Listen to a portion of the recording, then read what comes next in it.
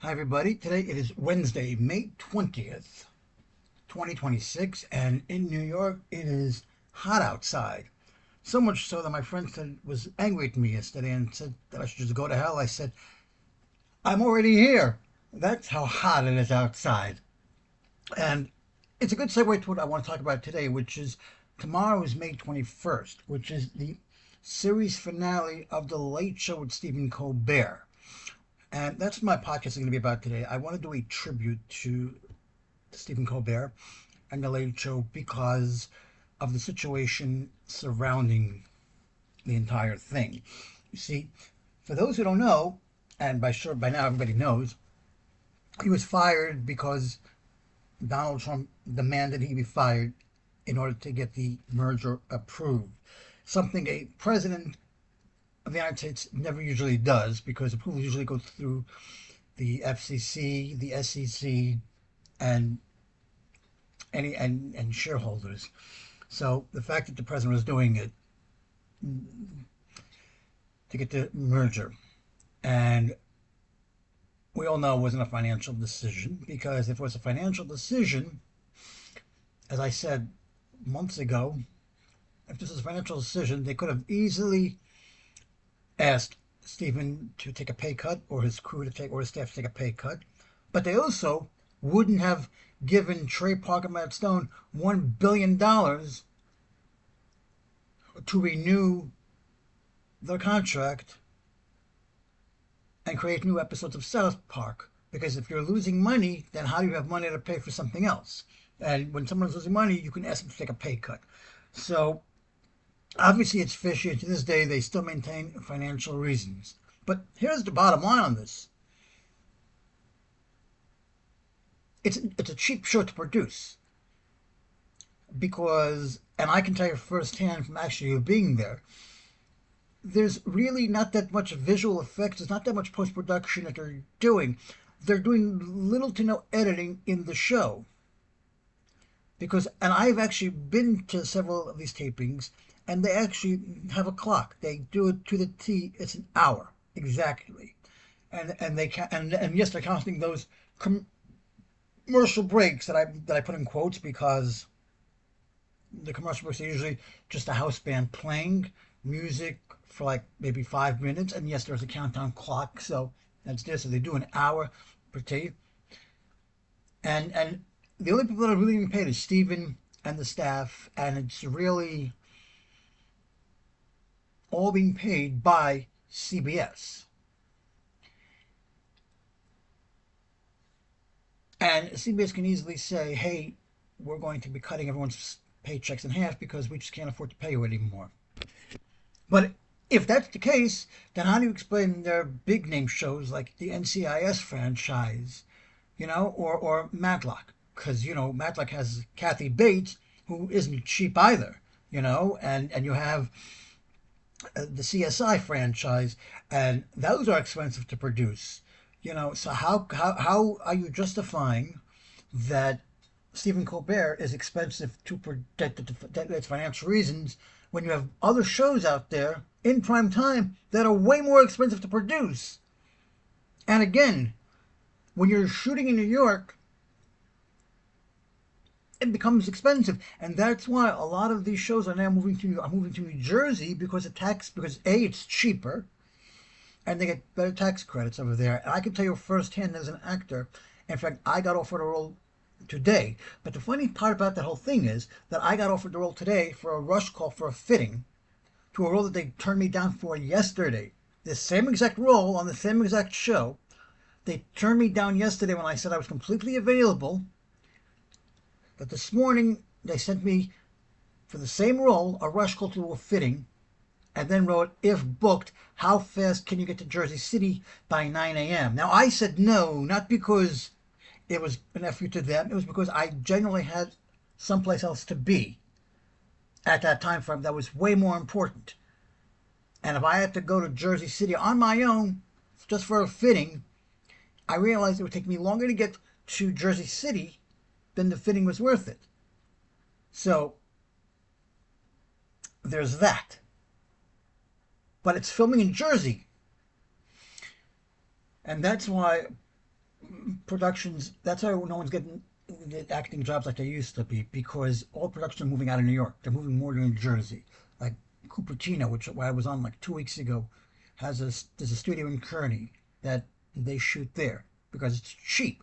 They have other shows that are shooting in Jersey City. Netflix is building an entire studio on a former Army base in Monmouth County, which is not even close to where I live.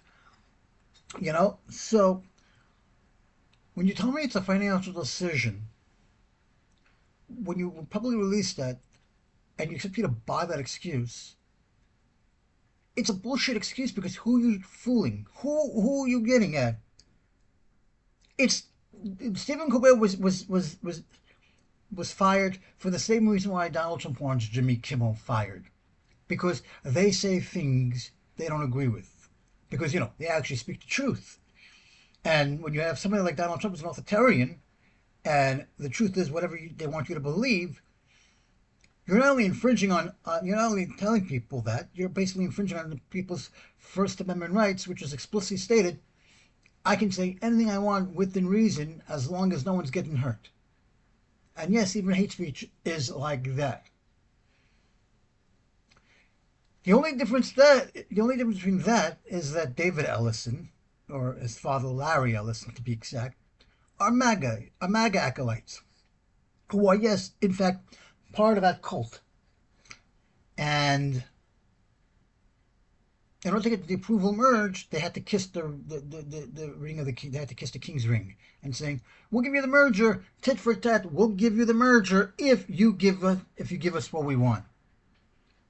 But it's a double standard, because if you have no money, then how do you have? If it's a financial problem, if it's for financial reasons, I'm sorry. Then how do you have suddenly $1 billion to give the creators of South Park to produce new episodes, considering that they make fun of Trump all the time? In every single one of their episodes, they're making fun of Trump.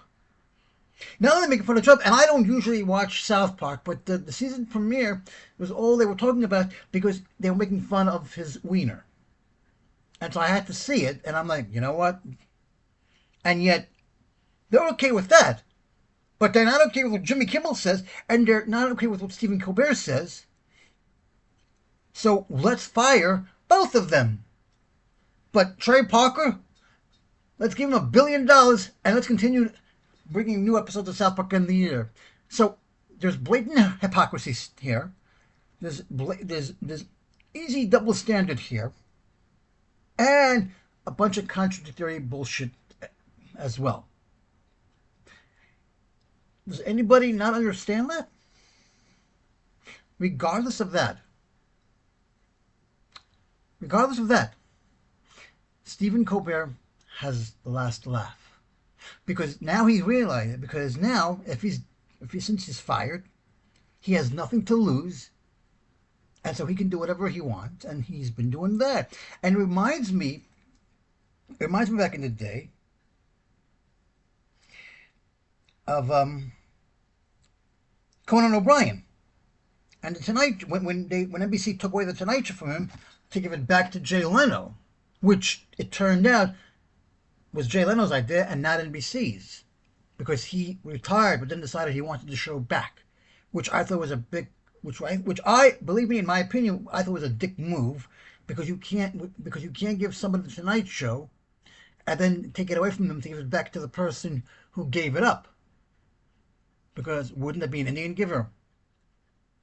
Regardless, Conan O'Brien was very bitter about it and let it be known on the air by doing one big FU to NBC, by doing the most outrageous stunts that would cost an arm and a leg for money. And Conan was saying, "Bye-bye, NBC. It's your money. Enjoy it. And have fun with the bill. Have fun. Bye-bye." And he didn't care, because it's basically having the last of and telling NBC, "Go fuck yourself. It doesn't matter how much money I spend here, because I'm leaving the network after you fuck me over, and so you're going to get the bill for anything I'm doing on the show, and there's nothing you can do about it." And the same thing with Stephen Colbert. And by the way, that's how TBS ended up getting into the late night business. But NBC did Conan O'Brien a favor because Conan became way more popular on TBS than he ever was with NBC, and that's a fact because TBS's ratings went through the roof, and on Conan he ended up creating his entire production company, Conoco.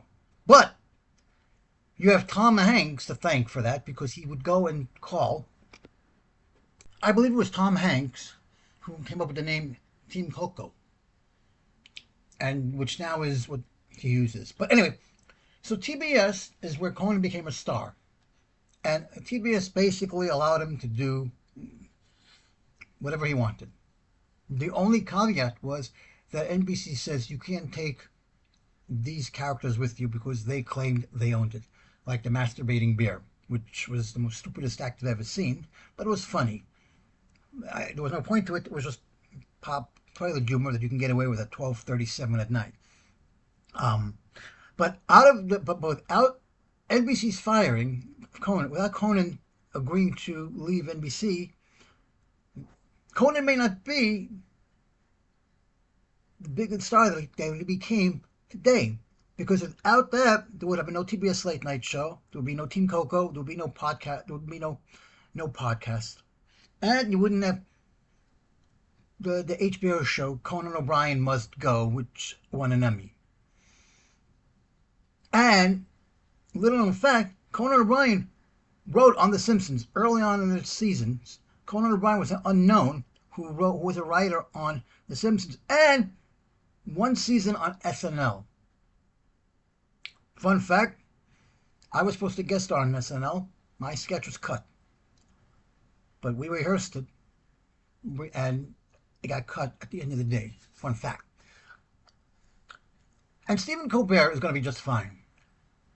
And just to show you the respect that people have for Steven, is that both Jimmys are going dark on Thursday out of respect for his final show.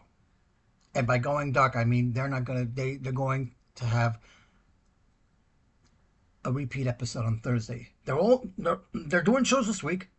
I know this because I was there earlier today. But on Thursday they're going dark out of respect for Steven. That's how much of respect they have for him. And I say the two Jimmys because Seth is on after at 12:37, so it doesn't count. And nobody knows what Steven's going to do on his final episode. But here's the thing about Steven, and I like Steven Colbert, but here's the honest truth. Why people say they don't like Steven Colbert. And the only people who like Steven Colbert, by the way, are the cult. Because, if Trump hates it, you gotta hate it, because apparently that's what a cult is. Mindless ass robots who can't think for themselves. And I noticed a very interesting thing when it came to Trump about this whole thing, is that before Trump came, people were normal. No one cared about voting. Nobody made an issue about it. Nobody was a big proponent about deporting illegals or anything. They might have thought it, but didn't say it out loud. But now Trump comes to power, he says all this thing, and suddenly everybody says it's okay to do.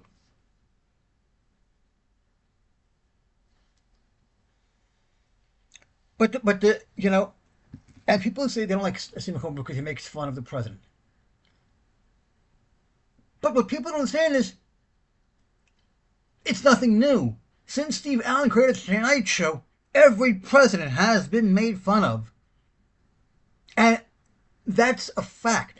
Since the Tonight Show came into existence, every comedian, every host has done that. And every president has known they were the butt of the jokes. And they knew that. Some of them even participated. Like Obama, when he was in New York, he would participate in Jimmy Fallon's skits. Even Conan's skits. Clinton played the sax on Arsenio Hall back in the day when he was campaigning. Yes, I'm that old. So everybody knew about it. This is nothing new. The fact that Trump is saying, you shouldn't, that he hates Trump because he's making fun. No, you idiot. It's been done. Every single president. Joe Biden, Barack Obama, Bill Clinton, even Hillary Clinton, you know, Ronald Reagan, they all did it, but Ronald Reagan also had a sense of humor because he was a mayor and he was an actor. So there's nothing to do with hate or not. It's just like with Trump, the jokes write themselves. But it's Trump that has a thin skin and he can't handle it. He can give it, but he can't take it.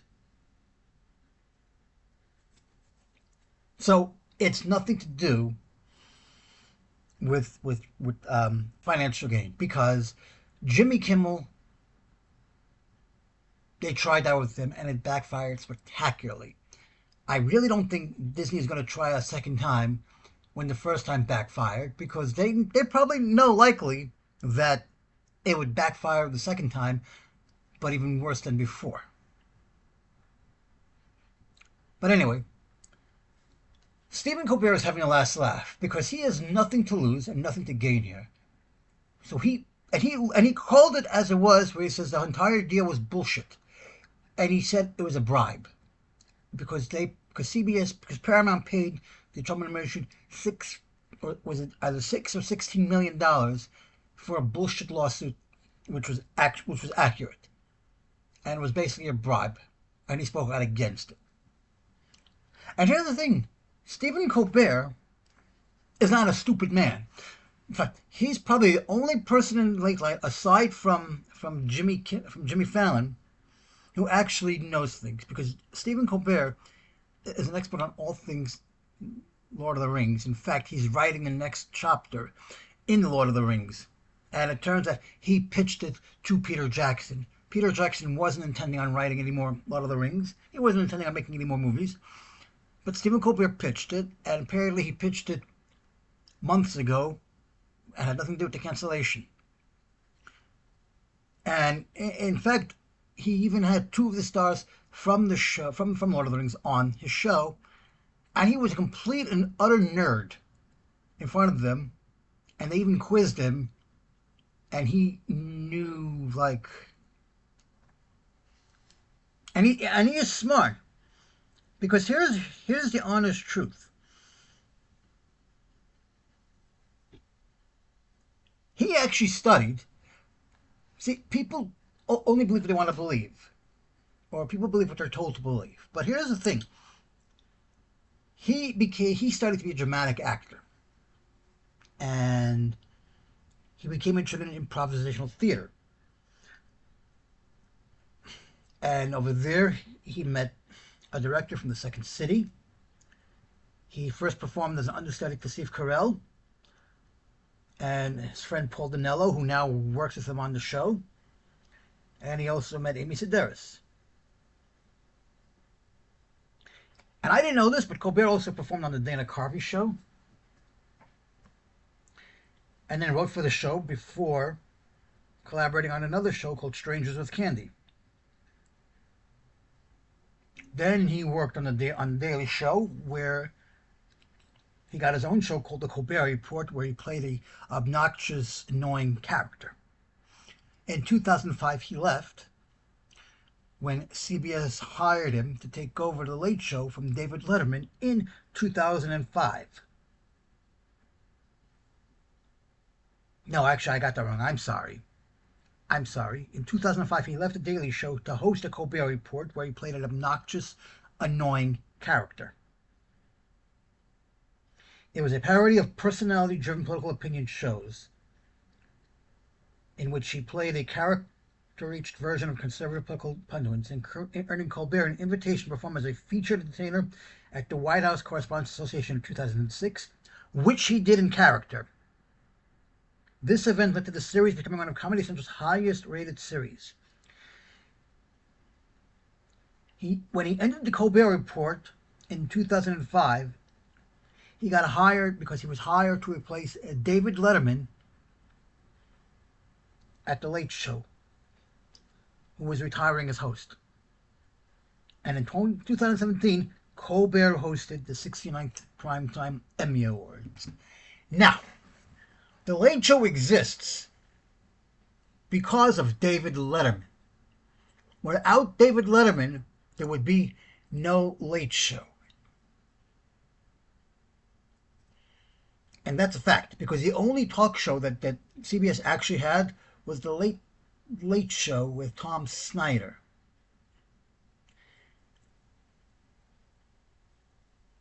And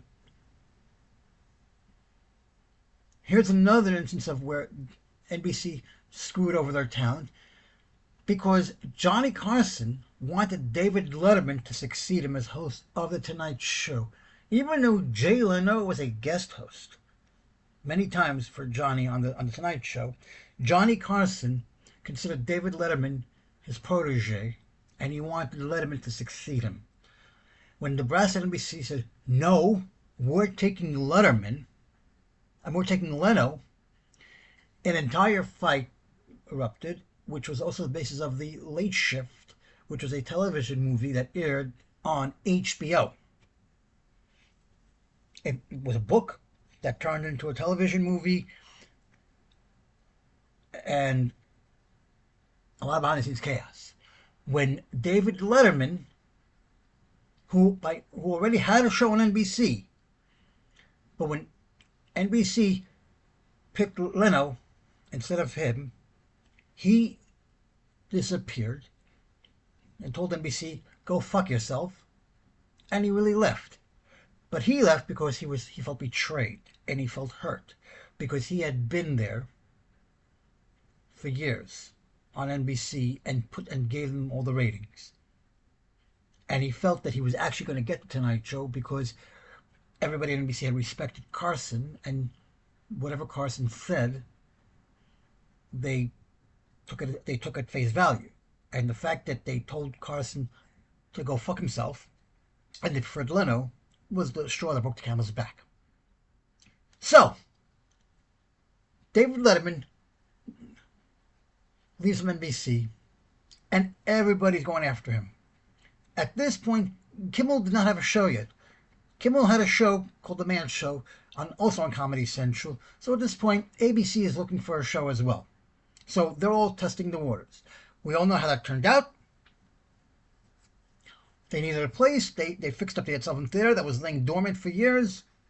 They gave him a show in 1993, and the show is born.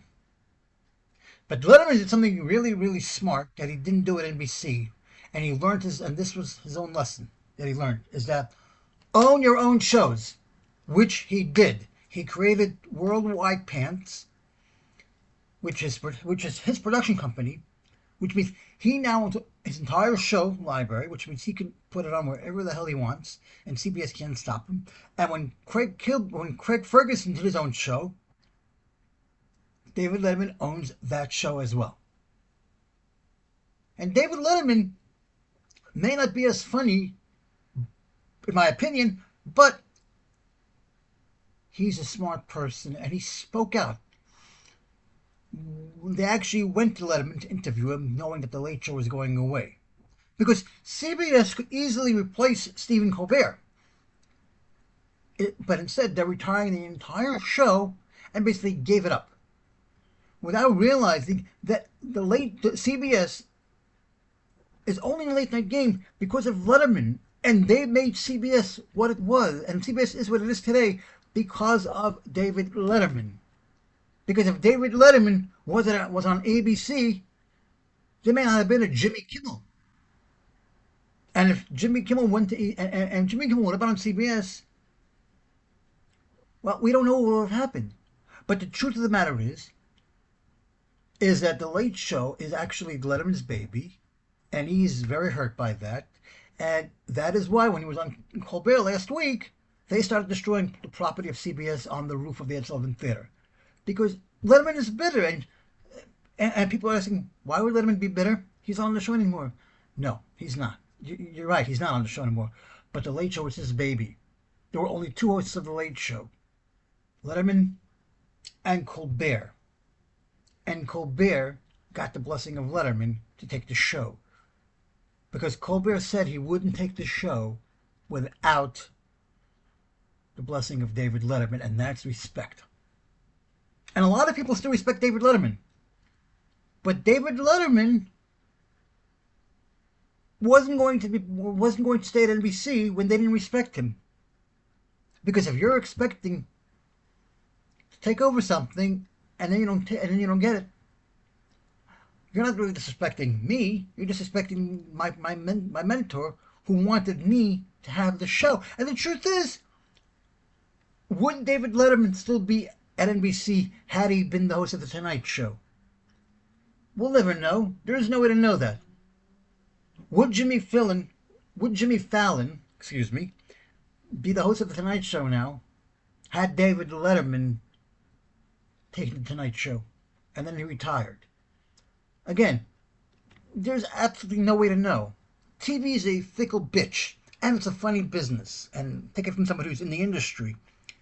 Things change at the last second.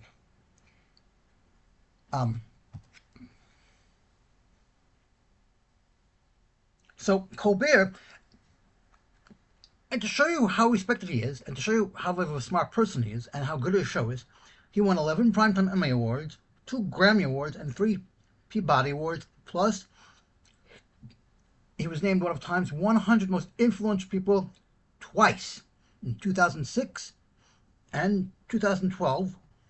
And he had a best-selling book, a New York Times bestseller, called I Am America and So Can You, in 2007. And I remember that.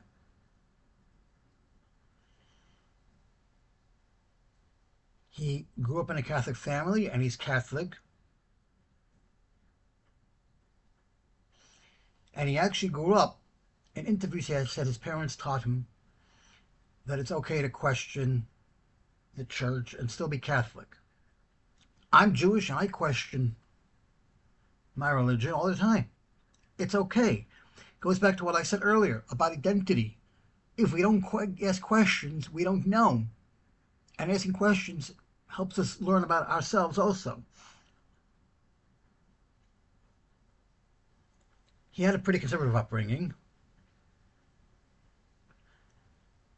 He's 1/15 Irish, but that's not really important.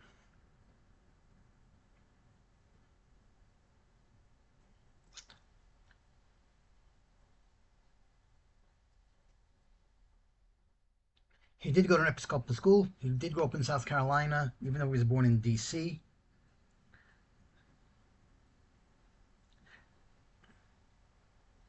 He was accepted for an internship at the Late Night with David Letterman. Again, this was at 12:37, which explains how he ended up knowing Letterman. He rejected the internship because it was unpaid, which I guess people didn't know at the time, and he needed a job. At Second City, a friend offered him employment answering phones, selling souvenirs, to which he accepted. To which he discovered that the employees weren't able to take classes at their training center free of charge, and so he joined up. And the rest is history.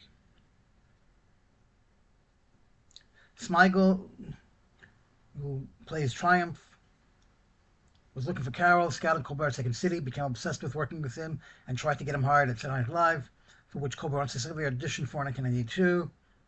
A year later, Smigel was the head writer of the Late Night with Conan O'Brien, wanted to get him involved in the show either as a writer or performer, but after Colbert had a meeting with O'Brien, the host did not think there was a place for him.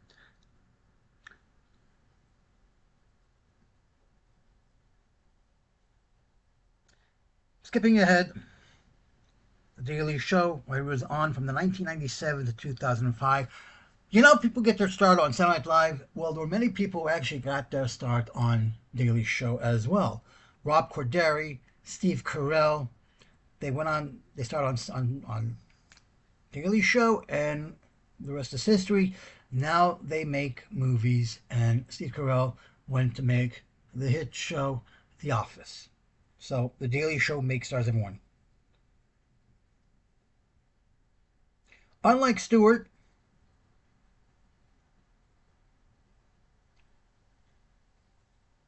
who essentially hosted The Daily Show himself, Colbert developed a corresponding character for his pieces on the series that was a parody of conservative political pundits such as O'Reilly. Colbert has described his corresponding character as a well-intentioned, poorly informed, high-status idiot and a fool who spent a lot of his life playing not the fool.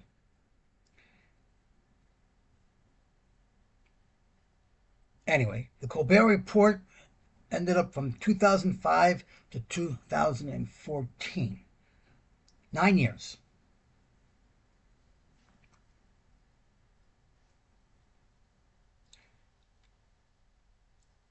It was a Daily Show spin-off that parodied the conventional television news broadcasting. The concept for the report was first seen in a series of Daily Show segments which advertised the then fictional series as a joke. Much of Colbert's personal life was reflected in his character on the Colbert Report. Colbert added 2 years to his contract with Comedy Central, extending his run until the end of 2014, and that final episode aired exactly on December 18th, 2014, featured a rendition of We'll Meet Again, and appearances from former guests of the show included Jon Stewart, Yo-Yo Ma, Randy Newman, Bryan Cranston, Willie Nelson, Mandy Patinkin, Neil deGrasse Tyson, Tom Brokaw, J.J. Abrams, Big Bird, Ken Burns, Jeff Daniels, Bob Costas, James Franco, Sam Waterston, Mayor Bill de Blasio, Katie Couric, Sir Patrick Stewart, George Lucas, Kissinger, a whole Cookie Monster, a whole bunch of other people. And then we got to The Late Show, 2015 to 2026, which is 11 years to the day. Because on April 10th, 2014, CBS announced in a press release that Colbert will succeed David Letterman as the head of The Late Show, effective when Mr. Letterman retires from his broadcast. And on January 12th, 2015, CBS announced that Colbert would premiere at The Late Show as the Late Show host on Tuesday, September 8th, 2015. The first guest of the new Late Show was George Clooney, and that showed much political force. And it would only be fitting if George Clooney was the last guest ever, because that means the show would come full circle. Having said that, they aren't announcing who the final guests are. Is it possible that George Clooney can be that final guest? Yes, but they're keeping it tight-lipped to their chest as well as the runtime. And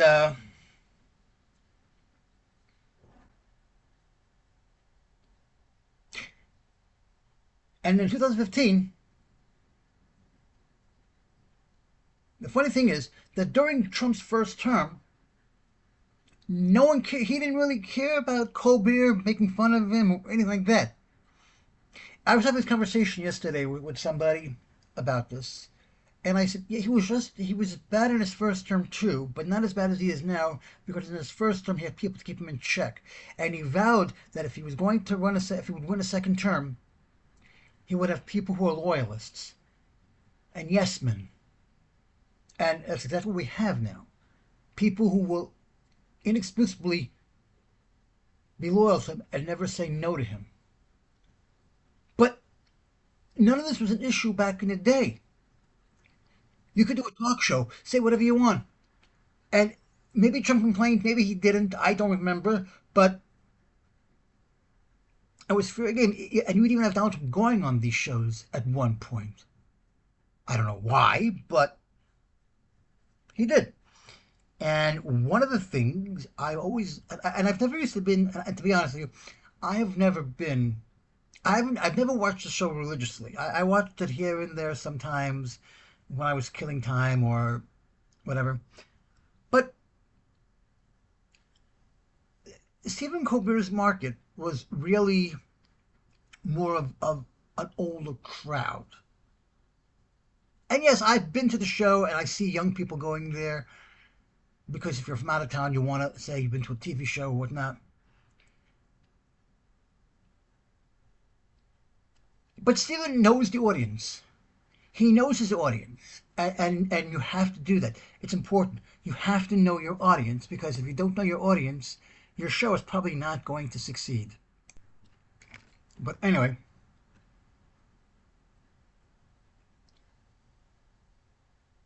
he has his own production company called Spartina Productions. And through his deal with CBS Studios, he had a show called Tuning Out the News, which is no longer on, but it was on Showtime. On August 30th, 2023, Colbert and fellow talk show hosts Jimmy Fallon, Kimmel, Seth Meyers, and John Oliver began hosting their comedy podcast Strike Force 5 to support their staff members out of work due to the 2023 Writers Guild of America strike. And if you haven't heard of this if you haven't listened to this podcast, I highly give it a recommendation. And in fact, last week they were all on the show. except for Jon Stewart, who was on last night, Tuesday, May 19th, and they all did one reunion podcast episode, and they made it a video, and they announced on the show they were going to do it. But first of all, it's really weird to see other talk show hosts on someone else's, but they were all on there together, and it turned out Jimmy Kimmel happened to be in New York because of the upfronts, so there's that. But I highly suggest you listening to these shows. They're available on Spotify, Apple Podcasts, however. He was also a producer on the CBS late night comedy panel game show After Midnight, alongside his wife Evie, and the show ended after 2 seasons following host Taylor Tomlinson's departure, who, by the way, made a decision on her own because she wanted to go back to her stand-up roots. And then we get to the nitty-gritty. On July 17th, CBS announced that it would end the Late Show with Steven Colbert and retire the Late Show franchise altogether in May 2026 after 33 years. And that's an important note to feature, because the Late Show only existed because of David Letterman. And so this is where you get that David Letterman is bitter. And I mean, and the truth is, wouldn't you be bitter when it's your baby? You nurtured it to full adulthood to make the show what it is today. And yes, Stephen Colbert made the show his own. But again, Stephen Colbert wouldn't be the person he is today if it wasn't for Letterman. The same goes with Conan. And in effect, by canceling these shows, you're making it stronger in the ratings, because now people are going to want to watch a show while they have the chance to. People are going to want to go to the shows while they still have the chance to. So in a sense, you're enabling the person to say, joke's on you, motherfucker. We're going to go out on top, and we're going to do it at your expense. And that's exactly what Conan O'Brien did. And that's what David Letterman did. But David Letterman pretty much, but David Letterman went out on they all went out on their own terms. They're like, you don't want us? Fine. Then we're going to do one big F you to you as well, and there's nothing you can do about it. I'm leaving the network anyway. And the truth is, they weren't wrong. Because in hindsight, why would anybody want to stay at a network when they're not feeling loved, appreciated, or respected? And when other networks want you, just go there. But now, instead of NBC owning the shows, now you can own your own show and do with it as you wish. But David Letterman owns all the shows. He can license it out to CBS if he wishes. He can license it out to NBC if he wishes. But CBS is saying, we don't really care anymore. We don't want the headache, so we're going to get rid of the Late Show entirely. We don't care if David Letterman started it. We don't care. Now I understand that the regime at CBS is different than it was 33 years ago. 33 years ago, you had Les Moonves essentially running the ship. And today I'm pretty sure he probably would not have accepted any deal to merge. And he probably wouldn't stay at the company.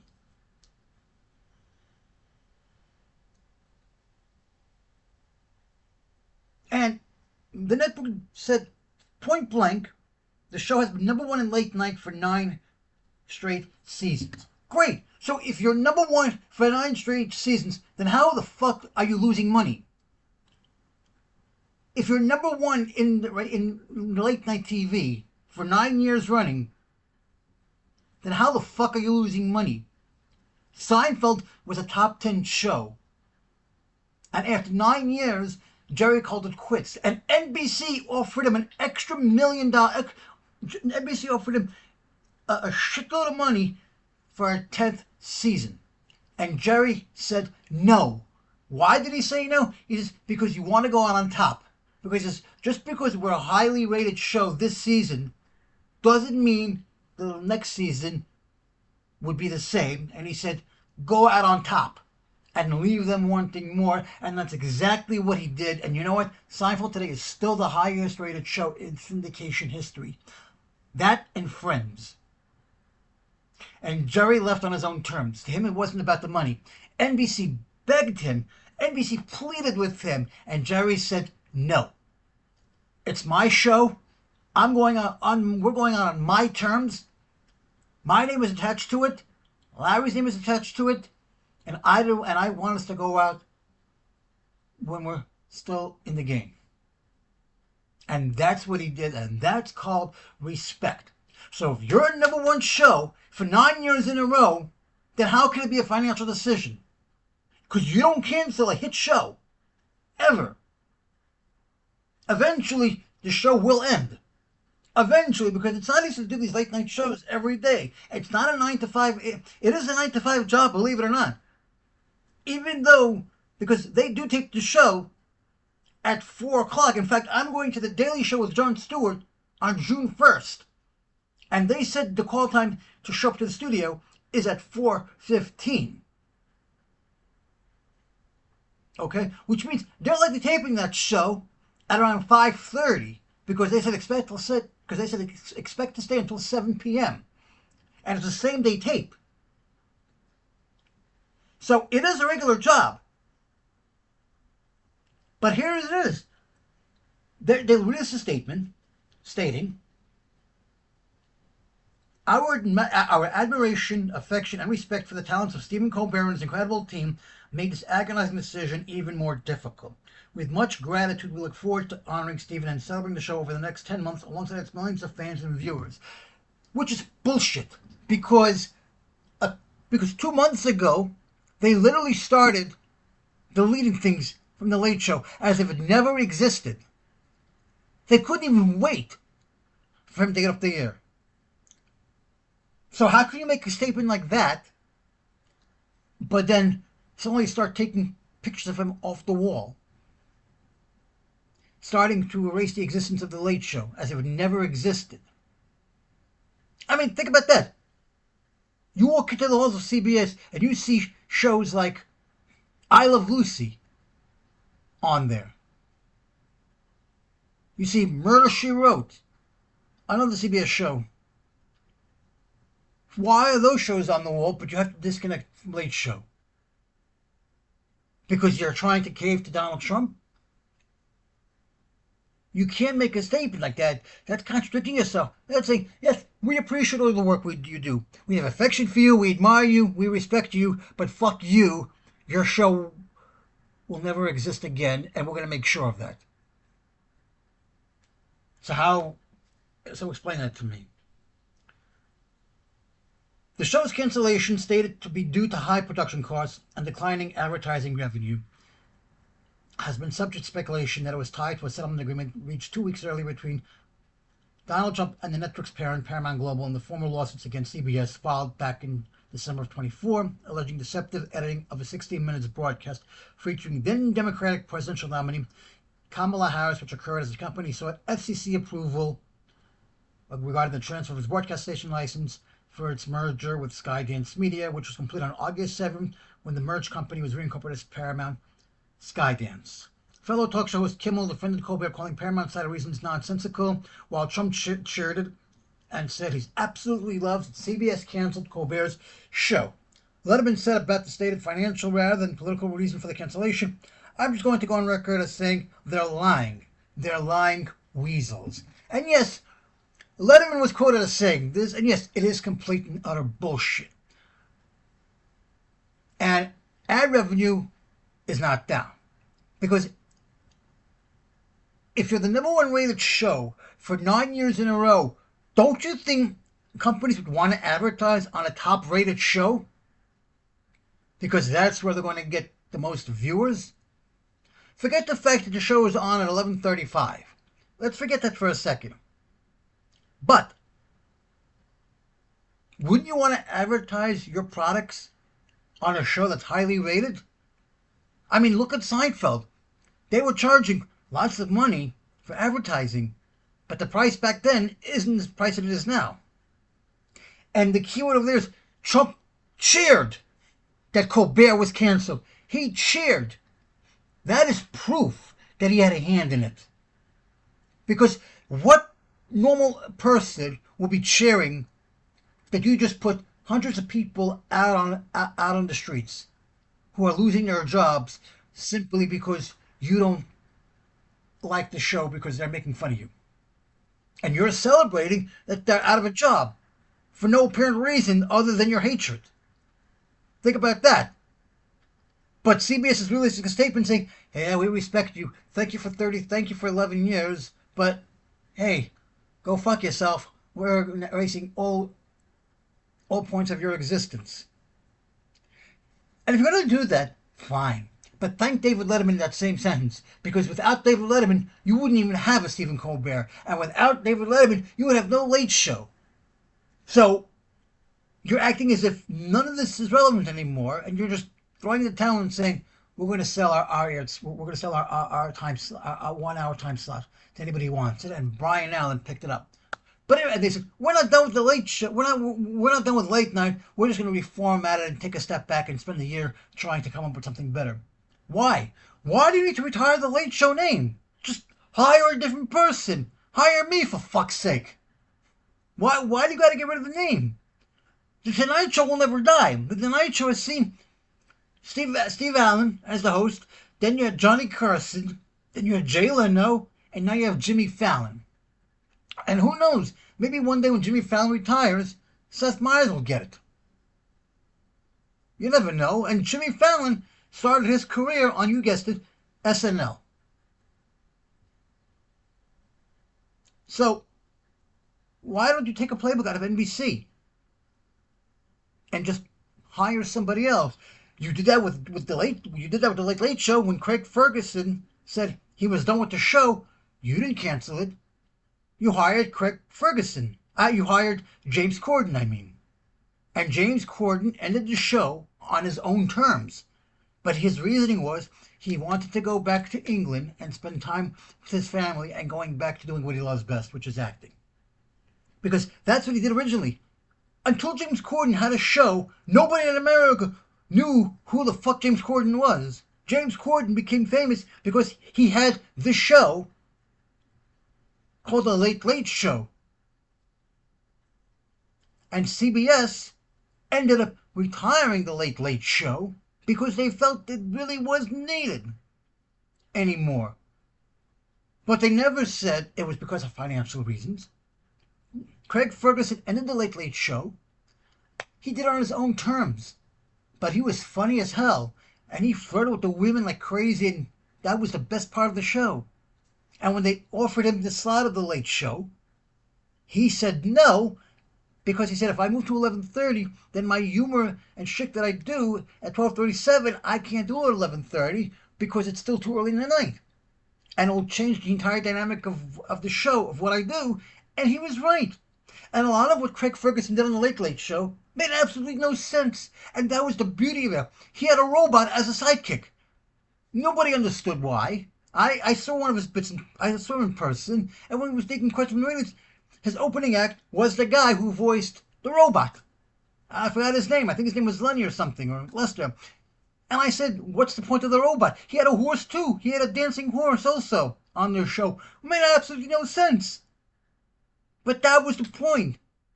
That was the point. It wasn't supposed to make sense. It was supposed to be stupid funny. The whole point of the show was he was going to have all these women on. He was going to flirt, and he had this little snake cup. And he flirted with the women about asking them about how they liked his steak. You know, isn't it good looking? A euphemism. He couldn't get away with that humor at 11:35. Not in this lifetime. Even though it's late night, but the point is that if you can replace the late Craig Ferguson with James Corden, if you can replace Johnny Carson with Jay Leno, and so on and so forth, then why can you do that with Colbert? And if you're going to get Donald Trump to fire him, if you're taking orders from an authoritarian leader, then you're not even any credible as a network, because it's your show. It's your show. But they should hire somebody who aligns with the new views of the new management or the new ownership. But they get rid of it after 33 years. You're both disrespecting David Letterman and Stephen Colbert. Because why would you have a picture of David Letterman in your building, but not of Stephen Colbert? And by the way, Stephen Colbert spent his entire career with Paramount because Comedy Central is part of Paramount. And why is it when Jon Stewart makes all of these things about Donald Trump, why is it that Trump is only attacking Fallon, Kimmel, Colbert, Myers? Why is Jon Stewart immune from this if he's making all these jokes about Trump too? You gotta ask yourself that. But Colbert worked with one network for all his life. And I know Comedy Central and CBS are not the same, but they're under the same umbrella and the same corporate family, so I count it as one. Shouldn't that mean something to the heads of CBS? Shouldn't that mean something to the heads of Paramount? Or doesn't or is it only if you're loyal to the company now you get a place in the history of a framed picture on the wall?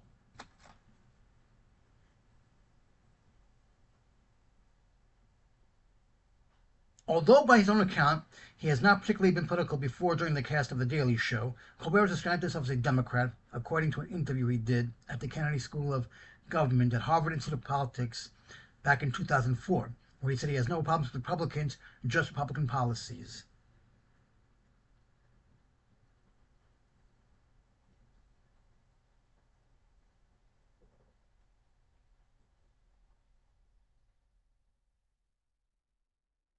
So in an event, and so in any event,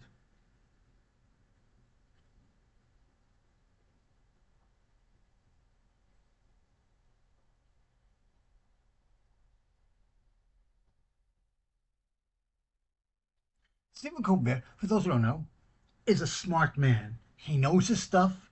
He's won numerous awards. He's a great writer. He knows his jokes.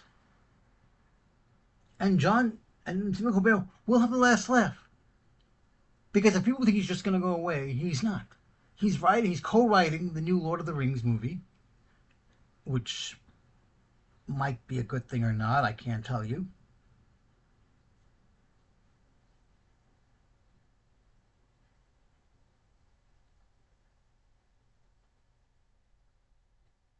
And in February 2007, Ben and Jerry unveiled a new ice cream flavor in honor of Colbert named Stephen Colbert's American Dream.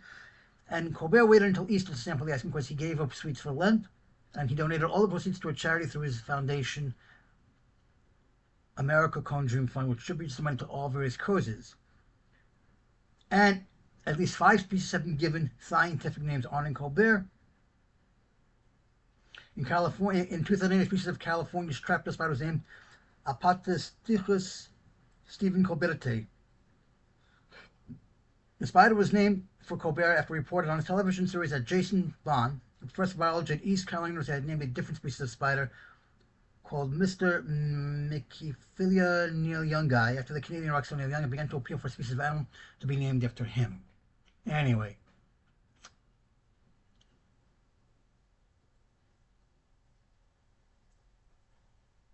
Anyway, the point is, all of this is bullshit.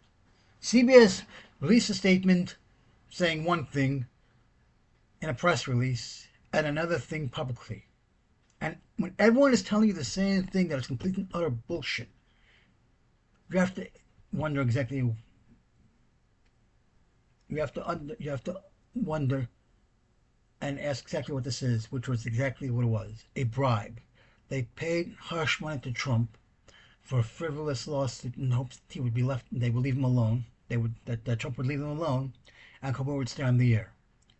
But as is usual with a narcissist, he blackmailed them and used threats and intimidations and bullying to get him what he wants. And by cheering on that he was canceled, that tells you everything you need to know about Trump. Because a cruel and heartless person celebrating someone's cancellation and putting hundreds of people out of jobs for no apparent reason whatsoever. And it's not like, but the good thing is they had months of advance notice, so they knew it was coming. So they had a chance to look for other work, but it still doesn't make it right. But I'm going to leave it by saying we're going with Stephen Colbert. And in his own exit interviews, he said, this is not the end for him. This is not the end. He's not done with television. He hasn't ruled it out. He doesn't know what his next move is, but he's been already getting a lot of offers. But he won't say from who or what kind. He's saying right now he's focusing on the show, focusing on writing the script and handing in a first draft, and then going from there to look at the offers. Which means that he actually has had the last laugh, because he's still relevant and people still on him. And people know that whatever happened with his cancellation was complete and utter bullshit, and for no reason. Because if you could say the show was #1 for 9 years in a row, but still cancel and say it's financial reasons, and then a week later award $1 billion to re-up Trey Parker, Matt Stone's contract. You're asking yourself, so they have money to pay for the South Park, but they have no money for Stephen Colbert. They're okay with the jokes that they make on Trump in South Park, but they're not okay with the jokes they make on The Late Show. They're okay with the jokes that Jon Stewart makes on The Daily Show, or any of the hosts there, but they're not okay with The Late Show. Which makes you wonder, was this a personal vendetta against Colbert? Because none of it makes any sense. And the quote I read you contradicts everything that CBS has said. Think about that for a second. And I'm going to miss Stephen Colbert. I enjoyed going to the show. I enjoyed watching him. But he's not going away. He might be going away for a little bit of a while. But this is the end of him. And just like Conan O'Brien came back, so too will Colbert. And just like David Letterman came back, so too will Colbert. But Letterman retired from The Late Show. And he left on his own terms. And I say retired, but he has a show now on Netflix. But the show on Netflix, he does that on his own terms as well. And by that I mean he does the show the way he wants to do the show, whenever he wants to do the show. And that's why he's doing this show. Because he's telling Netflix, I'll do the show, but we're doing it my way. And that's what he's doing. And Letterman earned that right. Letterman earned that respect. He earned that. Stephen Colbert earned that respect.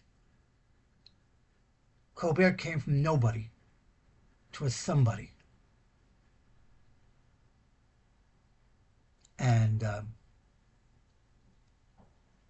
Conan became a somebody. He went from an unknown to the biggest star ever, that he's now been asked to host the Oscars for a third time next year, and he accepted that.